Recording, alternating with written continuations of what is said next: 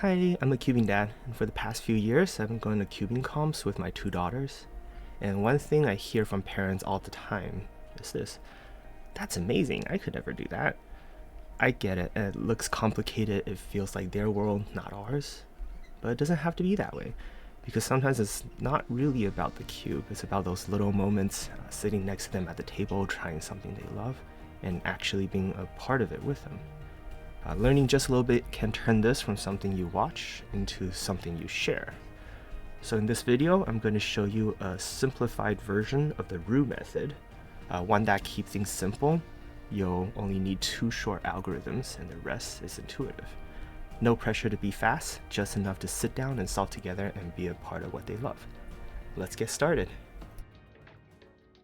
Before we get to the solve, I would like to cover some basics of this puzzle. This is going to be really important going forward through the entire solve. At first glance, this looks like 9 squares, 6 sides, 54 colors to move around until the puzzle is solved. That's actually not the case. We don't solve stickers, we solve pieces. What do I mean by that? Well, I can demonstrate that here with this cube. So we got 3 kind of unique pieces. First, we have the edge, which is made of 2 colors. Corners that are made of 3 colors. And the core, which has all 6 of the centers. And as you can see, these centers rotate and are attached to a fixed core. So these colors don't actually move around. What we need to do to solve the cube is actually take these pieces, solve them together relative to how they are positioned on the core until all the pieces are in the right place. And that's how you solve the cube.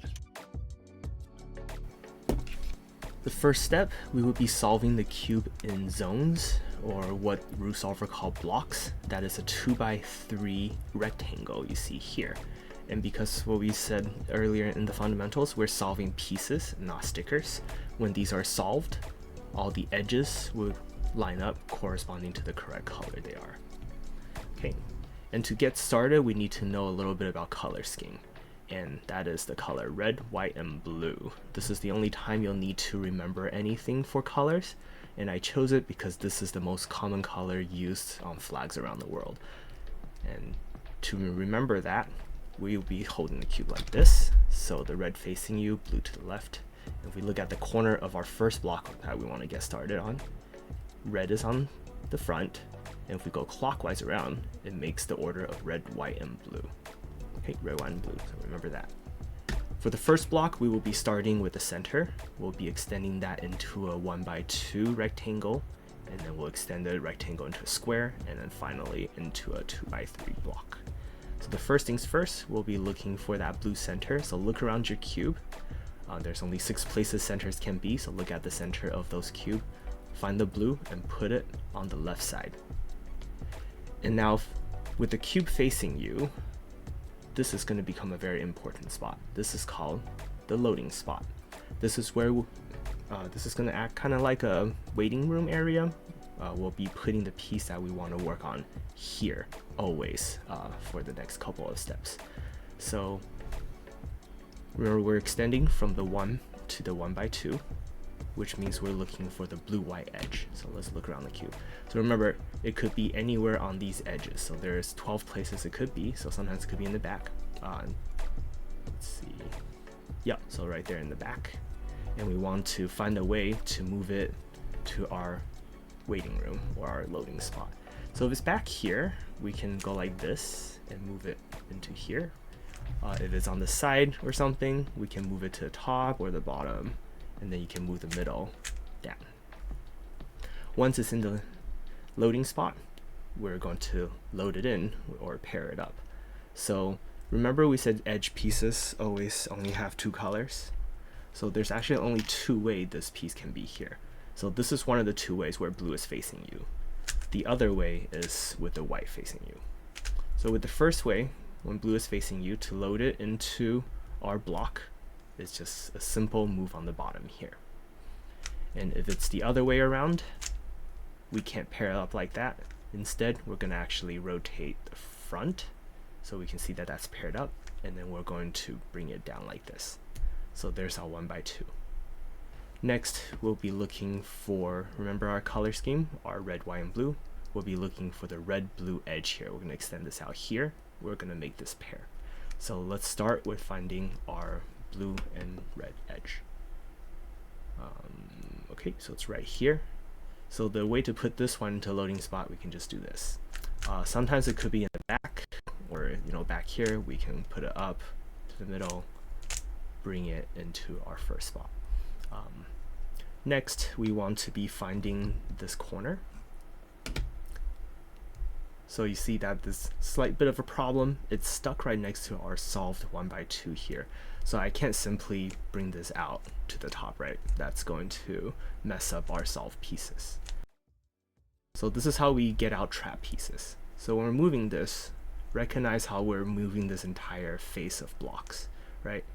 So what we want to do is to get our stuck piece out of there. Remember this thing? It's messed up right now. If we just turn it back, we're going to restore our solved pieces. After we find our corner, we want to put it in the front here with the white being on either side, not on top and not on the front. If it's like this, there's actually no way for us to put the white piece on the side. So what we want to do is actually rotate this piece. So what we do is, this is what I'm going to call the flipping spot. We're going to put this the flipping spot. And kind of like earlier on how we're getting the piece out of the stuck edge, we're going to bring this down. Remember, this is our working face here. We're going to move it out of the working face and then restore. Okay, great. Once we have our two pieces ready to go here, all we need to do is actually just do an M move here, or the middle slice move here, and that's going to pair it up. Why do we put the white face on the side? What we're doing is actually forcing two possibilities. So that when the white is facing the side, this piece can either be blue on top, or if we flip it the other way here, it's going to be red on top. So we have the red here. See how that's not pairing up? When something doesn't pair up, we want to go 180 to put in the back, and then we're also going to go 180 in the middle here, and that will pair it up. So after we paired up a piece, we want to just put it back up here into kind of our pairing area. I'm going to show the first case first. So let's say earlier when we did this, it's paired up. We're going to extend our square here. So we're going to do this. The other possibility is we have the red on top. We can't go like this and put it in. That's going to mess up our finished pieces. So to solve this one, we actually want to move it down here to the bottom. And you can see here we can do this to pair it up. Okay, so it's either pair from the bottom or pair from the top. For the next part, we're going to complete our first block. So remember our color schemes? Red is in the front, and how we talked about earlier that the centers don't move. So across from red is always going to be orange. So we know that it's going to be orange in the back, and it's going to be blue on the side here. So we are looking for the blue-orange edge if we look at it here, blue-orange edge. So let's find it and put it into our loading spot. So remember, it could be on the bottom, so in this case it is. We're going to rotate it this way to put it onto our loading spot. Sometimes it could be back here, and if that's the case, we'll just move it back and we'll get it out. Once it's here, we're going to look for our blue-orange corner, which is right here. Sometimes it might be, down here that we'll have to take it out with the back move. And again, we want to put it into our pairing area with the white on either the left or the right. So you can see here that the white's facing top. Again, we cannot get that to have the white on the side. So we want to go to our flipping spot. We're going to flip it, move it away from our little working face here, and restore. So from here, we'll try it out. If it doesn't pair, we'll put it back in the waiting area, do a 180, and pair it. Okay, so same thing with earlier. We want to now pair this up. And this is the case where we can't put it into that area without messing up our solved pieces. So what we want to do is go backwards, if we look on the bottom here, and put on the bottom, and we're going to rotate that back face to pair it up. So that's case number one. The other one would be blue on top, which is the easier version. we'll basically put it here, waiting to be put in, and we just have to move the back down. And there's our first block. For our next step, we will be building the second block, which is right here, the 2x3 block opposite of our first block. And because remember how we said that the core works like this, that it's fixed, opposite of blue will always be green. So for our second block, we'll be building the green blocks. And because the core is fixed, we actually don't have to find our green center again because it's already there if we have our first block built here. So instead, the very first step, we're going to extend that into a 1x2 rectangle. So let's go look for our green piece. So it is green, white. Again, white bottom. Remember our color scheme? We don't need to now because we have our first block to kind of reference. We know white's on the bottom. So we're going to look for our green, white edge. So it is right there. Sometimes it could be back here, or it could be in the back down here. Do what you can, any way to put it into our loading spot. Once loaded, we're going to be putting it to our edge here.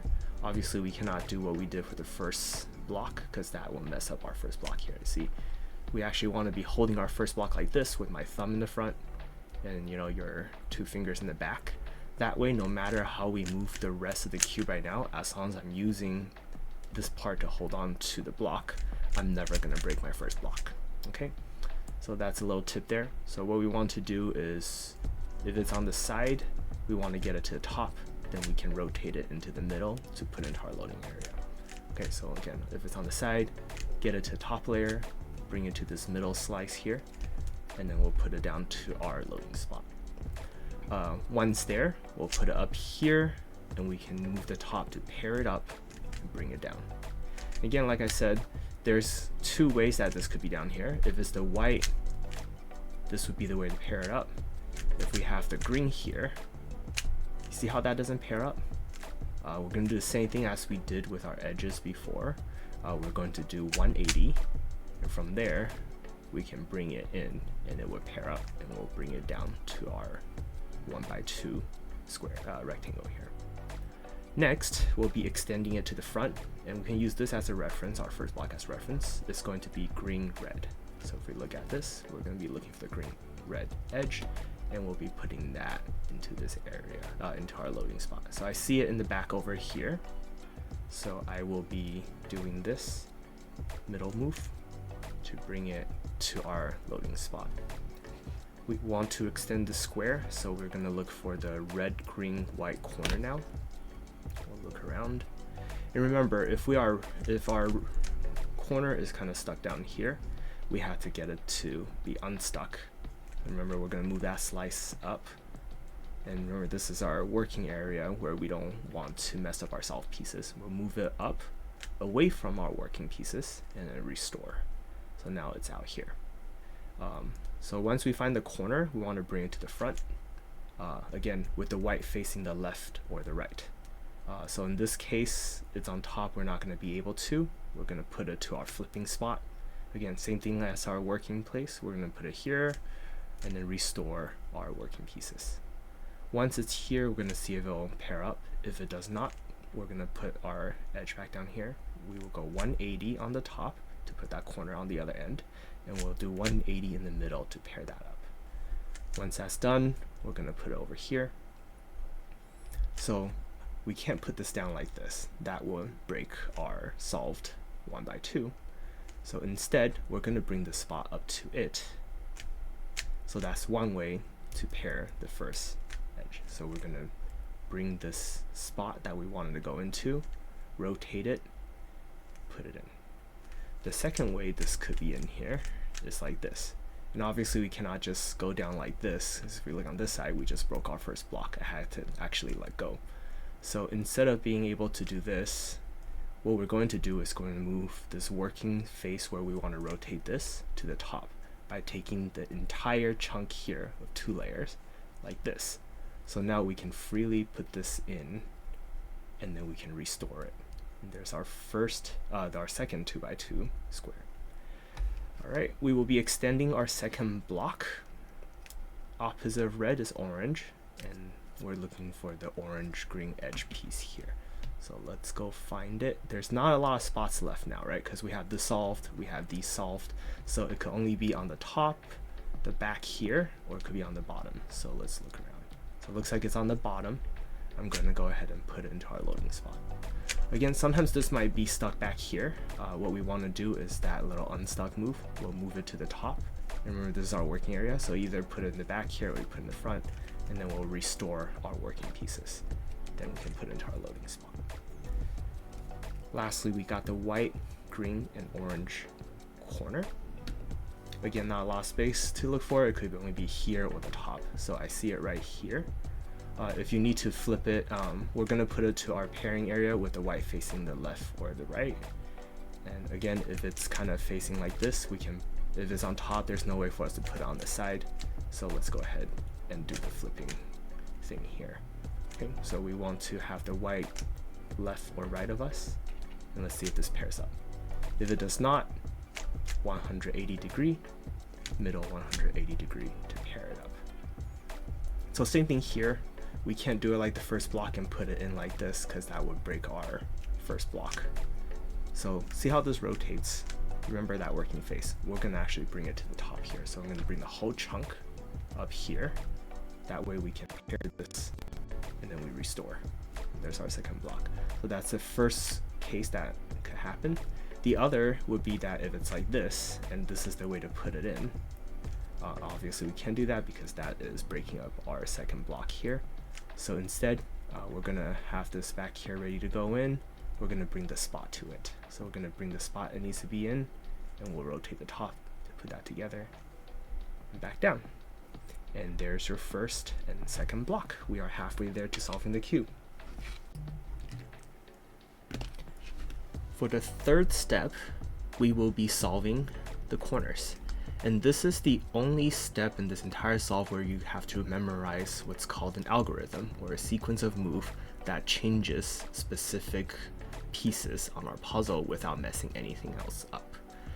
Before we get into these algorithms or sequences, let me teach you the cube notations, which is how cubers annotate how you're going to make moves when they're writing it down. These letters work based on where your cubes are. So we got our right face, our left face, so these are the R and L. Front and back is F and B. Up and down, so U and D. When you see it written, it'll be in the capital letter, say if it's up this face, you're gonna see a capital letter U. That notation would mean that you'll rotate the top face if you're looking full on it clockwise in a 90 degree. So if it's a B for back, we'll actually be rotating the back side clockwise. So I know from the front it looks like we're going counterclockwise, but remember the notations are written as if we're looking at it face on, and we'll be rotating in clockwise direction. Two other ways you'll see notations. One is with an apostrophe or the prime symbol. So if you see a U apostrophe or U prime, we'll be turning it in the opposite direction. So it would be a counterclockwise for 90 degrees. The last way you'll see something is with a 2 behind our notation. That means it's 180 degrees. So a U2 would be 180 degrees, a U2. Or if it's a F2, it would be the front twice. All right, now we have the notations out of the way. Let's get into solving our corners. My kids like to call this a castle because it looks like, you know, the turret of a castle, or, you know, the rook and chess piece. So we're going to break this down to a couple steps, and we'll be using our two sequences that I'll be teaching you shortly on how to do this. So there are three kind of potential when you get to this step. And what we are looking for the first step is to see whether our yellow is on the top or not. So this, we can either have one yellow, we could have two yellows, or we could have all four finished. If you're finished, if you're finished like this, good job, you gotta skip, you can move on to the next step. But majority of the time that is not going to happen. So this is the intermediate step we want to get to before orienting all the corners to have the yellow be on top. And these are the two cases. How can we tell them apart? What we're trying to do now is to put our finished or oriented corner on the front, either the left or the right, with another yellow facing us. So if you look at this, these two pieces, it can only be in this way for it to be correct. So the first one that I want to show you, it's what's known as a soon. What that does is actually going to twist these three corners clockwise so that all the yellow will be facing up. And the move goes like this. It's R, U, R prime, U, R, U2, R prime. So as you can tell, those are solved. The other case, where we have the yellow on top and one yellow facing you, this is what's called a nick loss. What that does is it does kind of the opposite of what soon does. It'll twist all of these counterclockwise and orient your yellow to be atop. And this is how you do a nick loss. We're going to start with an L prime, bring this up, U, R, U prime, L, U, R prime, and that twists the corners around. So sometimes you might not actually get this specific case. Let me set it up real quick. You might have it where there's two yellow already solved, or if you're on the other side here, where there is no yellow facing up. So these can be solved with this. They can actually be solved using the soon. If you have the case where it's two, it doesn't matter if the two are together or if they're diagonal. What you want to do is to position in such a way, we're going to look at this corner as our indicator. We're going to position it when there's two to have the yellow facing me. So there's only one place where this can be, and we're going to do a soon. So R, U, R prime, U, R, U2, R prime. And this will get us to that intermediate step where we can use either the soon or the nick loss to finish it. In the case of the 4, you could have either the yellow facing away from each other, or it could be what's called pie case where the yellow would be here and here. But that doesn't matter. What we want to do, again, we're going to look for this corner. This time we don't want a yellow facing us. So doesn't matter, choose your angle, just put the yellow away from us when there's nothing. So the way I think about it is if there's no yellow on front for the soon. If there's yellow on top, then put yellow in the front on the little corner here and do the soon. So we're going to do the soon here. And you'll notice we're down to this case. And you just have to either do the soon or the nick loss here. And you now have all of the yellow oriented to the top. Once you have all your yellow corners oriented, there's only 3 cases you can have. The first one being that it's already solved, at which point you can now move on to the next step. If not, you either have 2 pieces solved, 2 pieces still swapped, or you might have everything kind of messed up like this where nothing is solved. So when you get to this point, what you want to do is, while still holding our blocks like this, we want to put the 2 pieces, it doesn't matter which color they are, that are fixed, on our left side. And we're actually going to combine the 2 algorithms we learned from the previous step together. We will start with the nick loss. So nick loss. Okay, after this, we'll perform the soon. And what that did when you did the 2 combination move here, if you look at it, is actually swap the 2 pieces that was not solved. It switches them. If you have a case here where nothing is solved, you don't have any of the 2 fronts kind of matching up, what you want to do is do what we just did, but do it twice. So we're going to do a nick loss.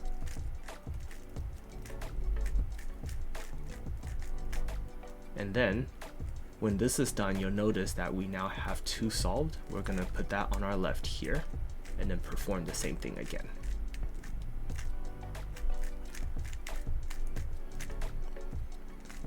then your corners are done. We're now on our last step, known as the LSE, which means last 6 edges. Before we start this step, you want to make sure we put either yellow or white on the top. So it could be this way or this way, it doesn't matter. We want either yellow or white on top. It's called the LSE because we have 6 more edges. So if you look at this, 3, 4, 5, 6. These are not in the right place. Once we have these solved, our cube would be solved. So I'm going to show you guys a couple of the sequences here in terms of what we need to do. This right here, we have to learn something called edge orientation, which just means does the edge has yellow or white facing the top or the bottom. So if we look at the top here, this has yellow on top, so that's a good edge. This does not have yellow or white on top. This is bad. This is bad. This is bad. If we look on the bottom, ignore our blocks because they're going to be good. This one is a bad edge, and that is a good edge. The number of good and bad edges could be 0, 2, 4, or in the worst case here, 6. And what we're trying to do is reduce it down to 4 into this case here, where we have 3 on top and 1 on the bottom. This is what we call the arrow, because once you have the arrow, you see that kind of forms a little V of bad edges and is pointing to the bad edges down here. Keep in mind this also might be in the back, where the bad edge is in the back. Then you might want to move the top of the arrow to how it is pointing to our bad edge. And this is the case that we're going to reduce all of the edge orientation cases to, so that we can finish solving, putting all the bad edges into good edges. So how we solve the arrow is by moving that bad edge the arrow is pointing to down, and now we can go U in any direction, doesn't matter, and then we bring that middle back, and now we have the edge orientation fixed. The second concept is going to be middle up, U, top twice, and down. What that does is it swaps these two without changing our orientation.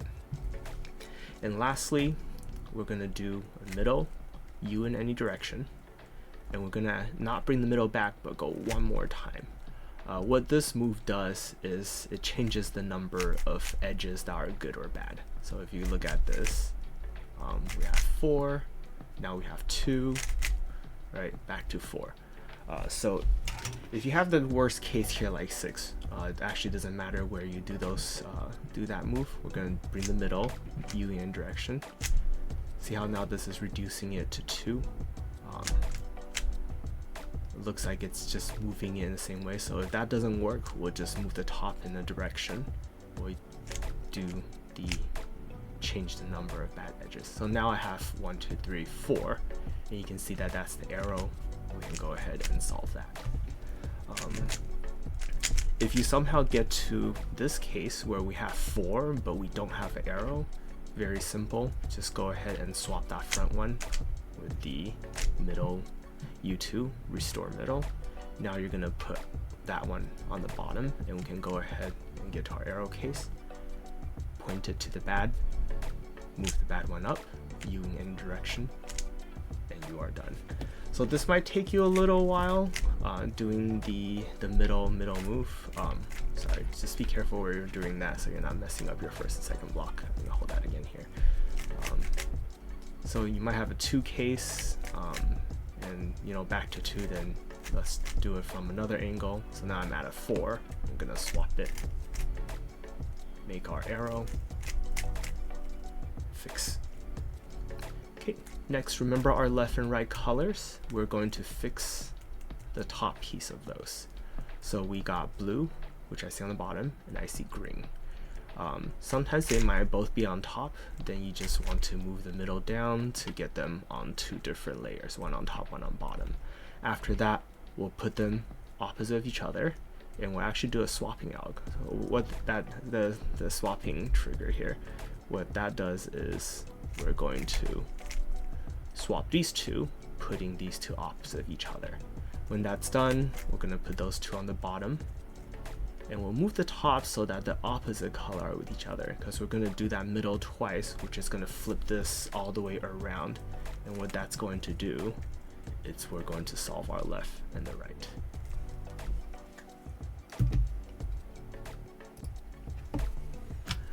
Last step, there's basically two cases. You have either the big bar, or you have one where you only have 3 pieces that's not fixed yet. So let's do the bar first, because that's pretty straightforward. All we're going to do is basically flip this bar around, and then we'll turn it around and fix the other bar. Like this. We're going to spin that around. And since we just twisted that top right, we're now going to replace it with the bottom bar. And then we can twist it back, and it's solved. Sometimes you might get something like this. This is still technically a bar case. You just have to do it twice, because we're going to first swap the top bar. We're going to now move the bottom bar up, and then go like this. And sometimes the bar would be in the front and back. All we need to do is just offset it by 90 degrees, switch that bar. Again, that top is twisted, so we're now going to get the other one, untwist, and this should be pretty straightforward to solve. This one's a little easier when there's 3 pieces. If you notice this, it might look like this or it might look like this, doesn't matter. You'll notice that there's always one piece on the top and the bottom that, you know, doesn't match the other 2. What you want to do is put the 2 misplaced pieces, and we're just going to swap them like we did earlier. And this will either bring you to a bar case, or it might just bring you to a solved cube, depending on how you have it set up. So if it's like this, right, our left and right, you see there's our odd piece out, there's an odd piece out. We're going to put it together, we're going to swap them in the front, and you are done. I would recommend going through another solve or 2 just to really reinforce what you learned here. If you found this tutorial useful, please like and subscribe, and I hope to put out more videos soon. Bye!